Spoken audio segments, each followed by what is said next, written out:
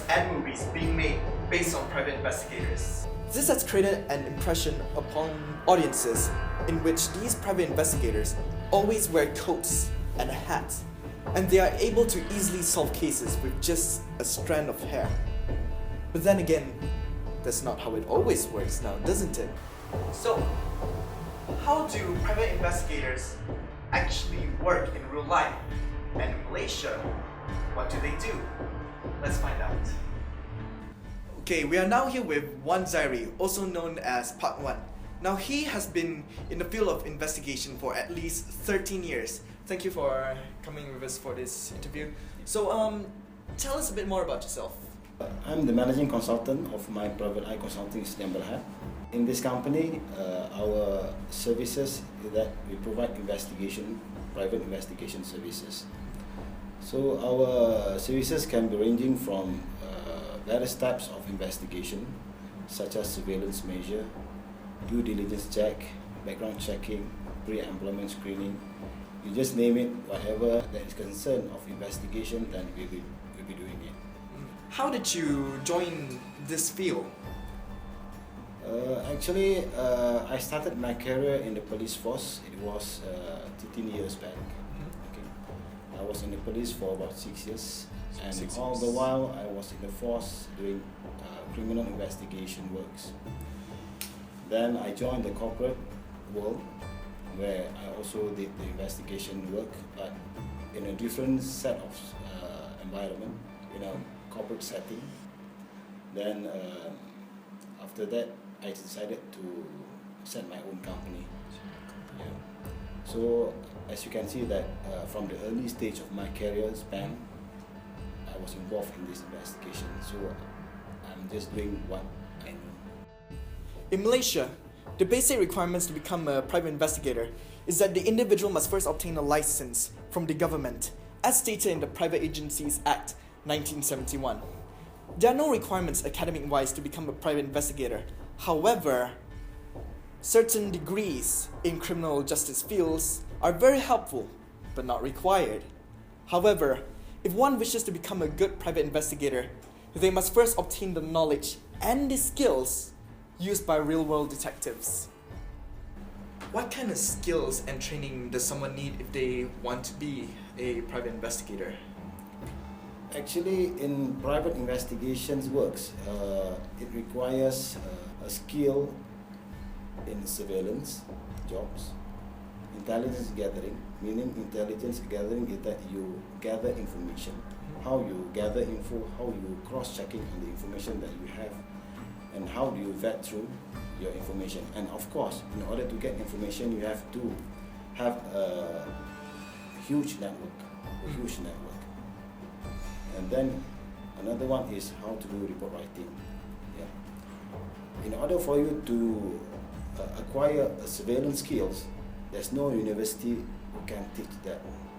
I was from the police, and I know people who have been doing this job for 30 years, and they are still learning.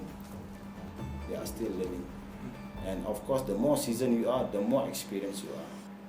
And to be an intelligence gathering, it is not a short-term process.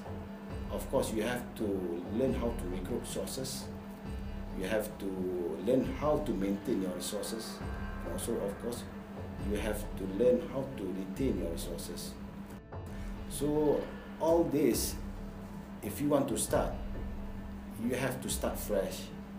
Maybe you can be a junior private investigator, and then later on, as you acquire all these skills throughout the years, maybe you can be more and more skillful in all these particular areas that you need.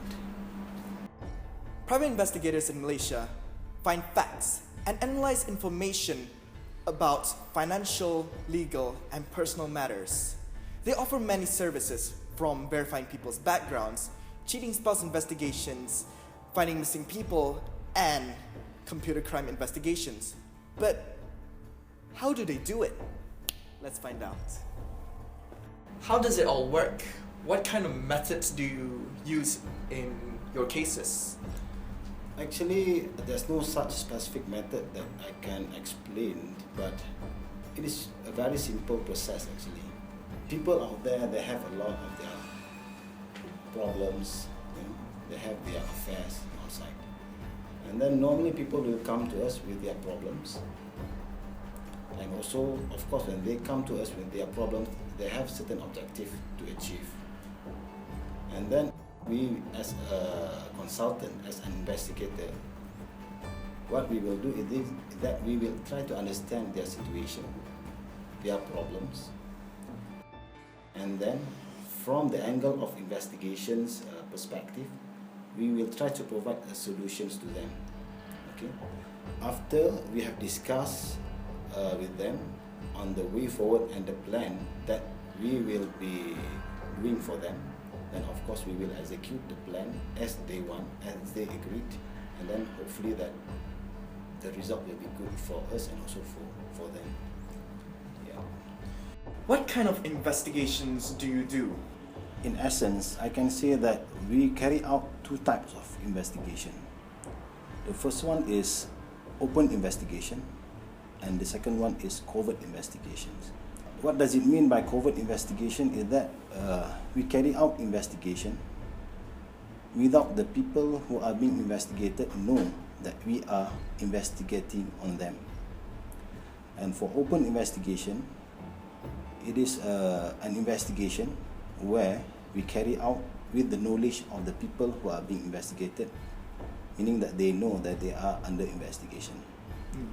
So covert investigation, normally it will involve multiple measures. Okay? It will involve surveillance measure, it will involve intelligence gathering, and also it will involve some other covert measures that we think is necessary for us to complete the covert investigation process. But in an open investigation, it is a little bit different, but sometimes it can also include covert measures to assist the investigation, the open investigation. For open investigation, normally what will you do?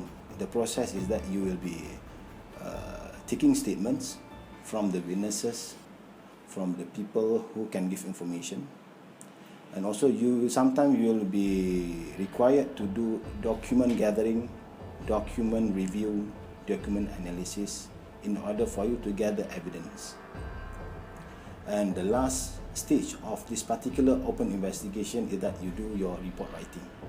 Why do you do report writing? Is because that you want to convey what is your findings to the people who have the interest to know about the investigation, the open investigation.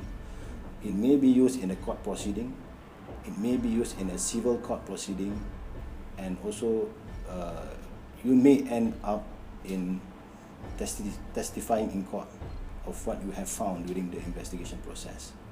That is the major types of investigation that we do in private investigation industry.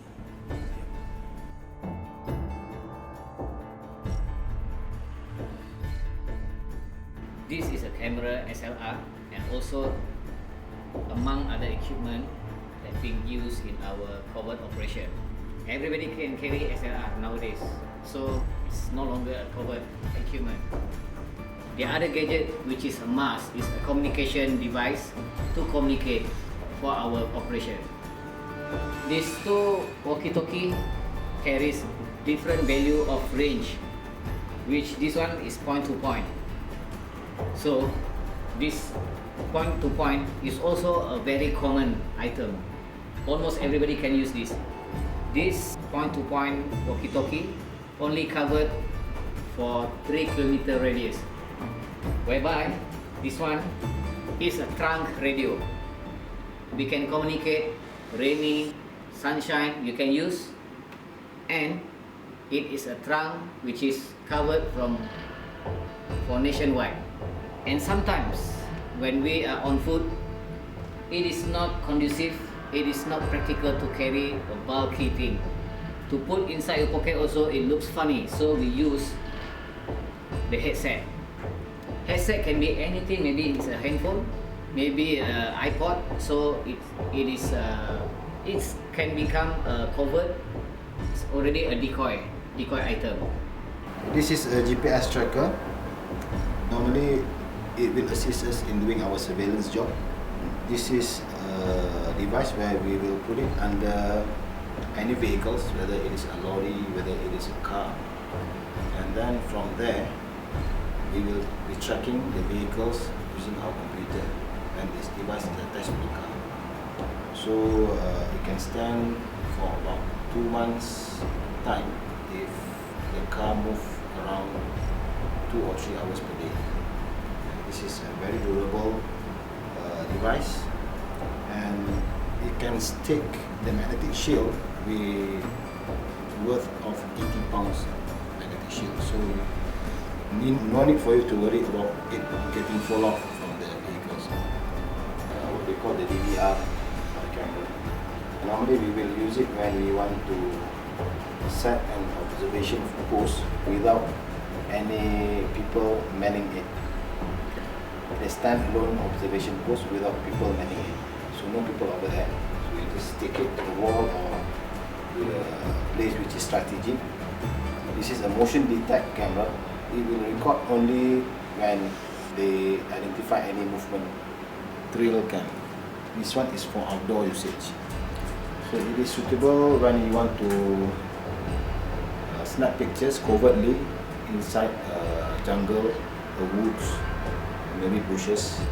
So we will use this one. You can see from the housing also, it is very covered in nature. Normally people in National Geographic, they will use this also. This is also suitable for an observation post without people manning it, because it is a motion detect and the battery can last for a week. So, do you still think they're just men in coats? Private investigators must blend in with people to learn what they must find. Their tool is the network they have to gain all the information they need. People want truth, and that's what these detectives will give you. Though, it could be dangerous doing whatever you can to find out the truth. Do you think you have what it takes to be a private investigator?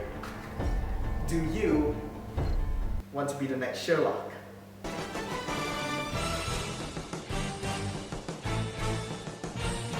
Everything you know about us from the movie, just leave it in the movie.